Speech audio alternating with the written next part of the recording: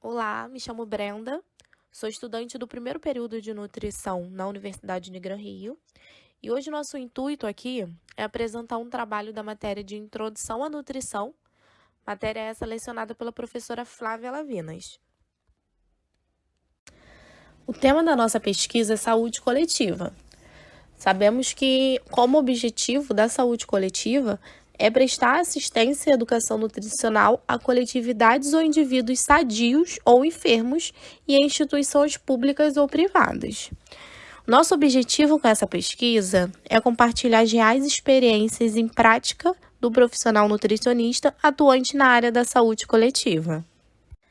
A metodologia usada na nossa pesquisa foi uma entrevista online com a nutricionista Luísa, a qual trabalha com a saúde coletiva e vai poder nos passar um pouco da experiência dela na área. Quanto tempo apresenta de formação na profissão, né? Eu me formei em 2016, então a gente tem aí 7 anos, né? Vou fazer 7 anos. 7, 17, 18, 19, 20, 21, 22. Na verdade, 6 anos, né? Estou caminhando para os 7 anos. Na verdade, depois da minha formação em nutrição, me formei pela UFRJ, né, pela Universidade Federal do Rio de Janeiro. Era de fato o local que eu queria fazer minha graduação. E depois que eu me formei, eu fui também para a residência multiprofissional, né, em saúde da criança e do adolescente na UFRJ, né, eu prestei o curso, né, fiz a prova e aí fui aprovada.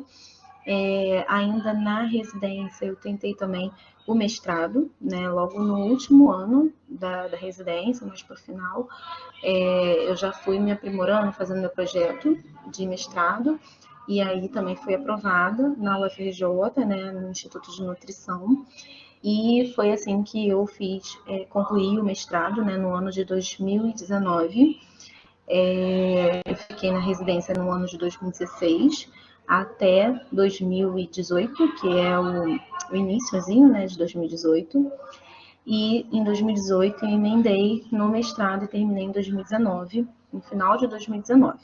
Nesse meio tempo, dentro do próprio mestrado, eu fui participar de um processo seletivo para ser preceptora da Unigran Rio, né, em saúde, em nutrição materno-infantil e em nutrição clínica. E assim eu comecei a trabalhar de fato, né? Porque na residência a gente é bolsista. Então foi quando foi meu primeiro emprego, de verdade, né? Depois da residência.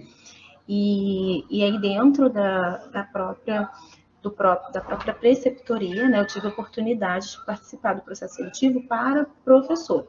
Não levei muita fé porque eu estava no final do mestrado, então tinha muitas coisas ainda para serem resolvidas, né? Então eu acreditei que não seria o meu momento ali, mas pelo destino acabou sendo. E estou até hoje na Unigran Rio, né? Então eu ingressei na Unigran Rio em 2018 e iniciei como preceptora, e aí agora, desde 2019, mais ou menos, desde 2019, 2019.2, eu passei para ser professora, né, da graduação. Também fiz, no meio tempo da residência, eu fiz uma especialização, isso poucas pessoas sabem, eu fiz uma especialização em nutrição esportiva, porque eu achei que era algo que eu tinha uma dificuldade. Eu sentia que eu era fraca nesse ponto, e eu acho que toda vez que a gente se sente um pouco inseguro, eu acho que a gente tem que procurar conhecimento, né? E aí eu fiz uma pós-graduação para ver se eu tinha, assim, né, uma certa afinidade, porque eu gosto de atividade física, eu gosto de esporte, não sou uma praticante, né, assim, assídua, até porque a vida corrida, a gente tenta fazer alguma atividade para não ficar, né, sedentária, mas não atuo com nutrição esportiva, apesar de gostar, de ter um apreço, mas não atuo. Nesse meio tempo eu atuei em consultório também. Nessa pandemia fiz muitos atendimentos online. Os meus principais pacientes são pacientes crianças e adolescentes que têm diabetes tipo 1. porque eu sou uma pessoa que gosta de trabalhar com contagem de carboidratos, então o meu maior nicho de atendimento são os pacientes que têm diabetes tipo 1 ou gestantes que apresentam diabetes mellitus, né, tipo 2, tipo 1 ou diabetes gestacional. Então, acho que essa é a minha maior atuação. Atualmente trabalho no ramo que sempre sonhou. Sim, esqueci de citar, né, que eu também sou concursada de Angra dos Reis, trabalho numa aldeia indígena e também faço, né, atendimentos na UPA, né, eu trabalho 2 dias na UPA infantil de Angra dos Reis e um dia na aldeia indígena. Na aldeia, a gente faz um atendimento como se fosse uma saúde da família. Então, eu atendo todo mundo, né? Idoso, adulto, adolescente, criança, gestante, nutriz, né, que está amamentando. Então, a gente faz orientações mais gerais, né? E é um conhecimento muito legal, porque eu nunca tinha conhecido ninguém que tivesse atuação na aldeia indígena. E a gente sabe que nós temos uma deficiência, né, nessa parte, não tem muito profissional que atue em aldeias e é um conhecimento muito novo para mim. E aí a gente acaba fazendo com que o nosso conhecimento se expanda. Então, eu gostei muito. Quando eu fui convocada no concurso, eles me falaram que obrigatoriamente eu ficaria na UPA infantil, até pela minha formação, né, ser mais em nutrição materno-infantil, mas que eles gostariam que eu escolhesse uma outra área, porque eu teria que dividir minha carga horária. E aí eu escolhi a aldeia, porque ninguém se interessou, e eu achei assim, é um conhecimento novo. Atualmente eu faço um curso, até inclusive, que tem parceria com a Fiocruz e com a Unirio, para a gente poder aprimorar os nossos conhecimentos na saúde indígena, que é uma cultura muito diferente da nossa, e respeitar, né? Então, é uma coisa muito grandiosa para mim, assim, para minha profissão. Eu sempre visei o concurso público, né? Desde a graduação, desde o quinto período, mais ou menos, eu sempre testei os meus conhecimentos em provas de concurso, sempre foquei nisso, tá? Não é ainda assim, o concurso dos sonhos, porque o concurso dos sonhos é um federal, ou algo dentro do Ministério da Saúde, ou do Ministério da Ciência e Tecnologia, né, Educação, porque paga melhor, né, ainda mais quem tem uma pós-graduação, um mestrado, um doutorado, então a gente sabe que o plano de cargos e salários é melhor. Mas assim, a docência me faz ser realizada na minha profissão. Eu gosto muito de dar aula, não sabia que eu gostava tanto, e eu hoje em dia não consigo me ver fora da docência, e eu gosto das duas coisas. Eu gosto da atuação da parte clínica, na UPA, na saúde da família, na indígena, né? E também gosto da atuação na docência. Para ficar 100%, seria legal ser aprovado em um concurso federal, que está difícil de abrir também, né? Mas vamos lá, gente. São as atividades que o nutricionista desempenha na área de atuação pesquisada. Na minha área de atuação, então, na minha área, o que eu faço? Na aldeia indígena, eu diagnostico, eu, na verdade, investigo toda a parte da alimentação para eu conseguir fazer alguma orientação nutricional e intervir em deficiências nutricionais, que a gente sabe que os indígenas, eles apresentam, né, baixa estatura, dificuldade para ganho de peso, eles têm uma peculiaridade que é com relação à alimentação complementar, né? Nós, que somos juruais, né, homem branco, como eles chamam a gente sabe da importância da alimentação complementar após o sexto mês de vida.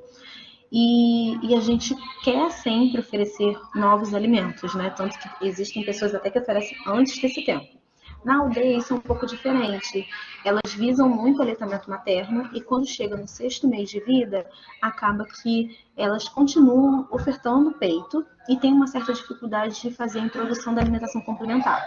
Então, a minha atuação com essas crianças é justamente fazer com que elas tenham uma apresentação de uma gama de alimentos diferenciados, né? Até porque a gente sabe que os indígenas também estão bastante permeados pela nossa cultura alimentar, infelizmente.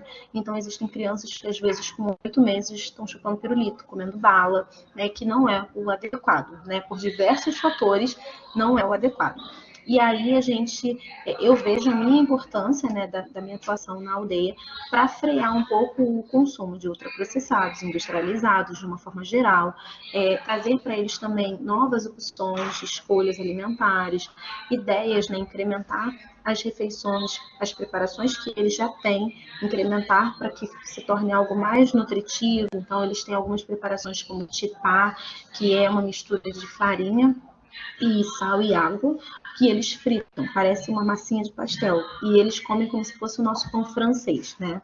E por ser frito, eles têm um alto consumo de gorduras saturadas, né? Então a gente orienta para que utilize o mínimo possível de óleo e que eles consigam colocar também associado uma proteína, por exemplo, para poder incrementar, tá? Então a gente acaba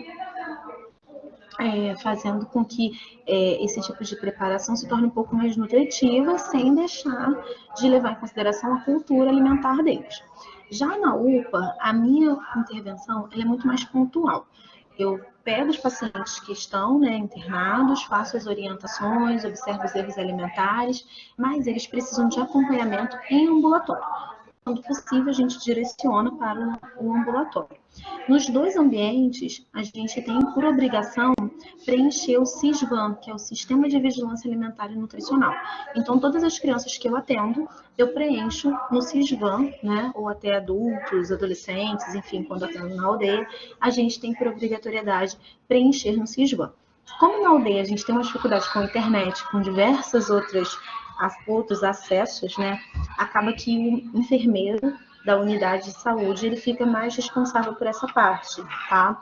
E aí eu passo as informações, porque ele tem que preencher de qualquer forma, né?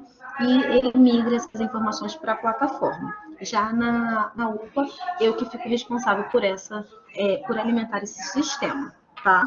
Saudáveis. Eu não atuo em indústria, né? Eu não atuo diretamente com tecnologia dos alimentos e tudo mais.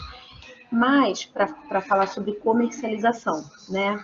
Mas, quando eu atendo meus pacientes, tanto no SUS quanto no particular, eu sempre oriento receitas mais caseiras, né, reduzindo o consumo de produtos que venham aí a ser industrializados. A gente sabe que alguns produtos processados ou até alguns produtos ultraprocessados têm uma proposta de menos consumo de ingredientes, aditivos, químicos, né?